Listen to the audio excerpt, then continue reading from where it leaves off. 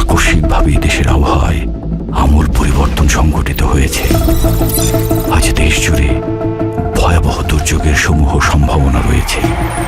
দেশের সব পুলিশ স্টেশনকে 10 নম্বর মহাবিপদ সংকেত দেখাতে বলা হয়েছে। সমগ্র দেশের তাপমাত্রা এবং বাতাসের গতিবেগ আজ অস্বাভাবিক রকম ভয়ঙ্কর। সমগ্র দেশবাসীকে তাই আজ যে যেখানে অবস্থান করছেন সেখানেই অবস্থান করতে অনুরোধ জানানো যাচ্ছে।